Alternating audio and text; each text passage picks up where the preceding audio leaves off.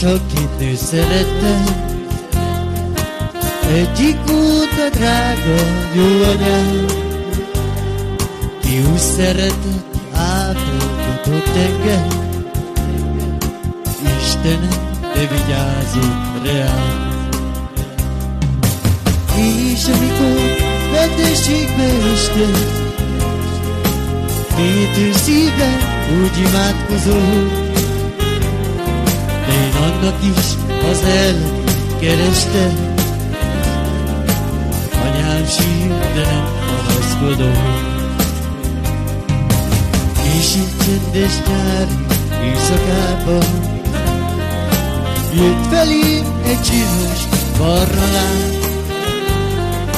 Úgy jött, mint egy megvalósult álom, azóta nincs nyugodt éjszakám.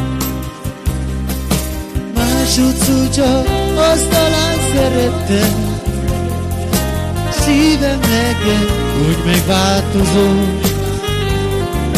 Én annak is az ellenét kerestem. A leány sír, de nem panaszkodom. Szól!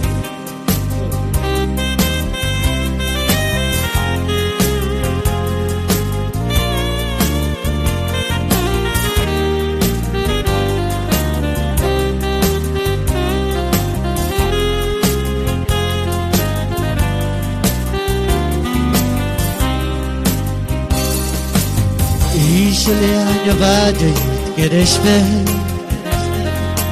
elment tőle, nem volt ilgalom. Jó anyám is elhagyott örökre, nem maradt már csak egy sírhalom. Én azóta a temetőt járom, mert az élet engem elhagyott.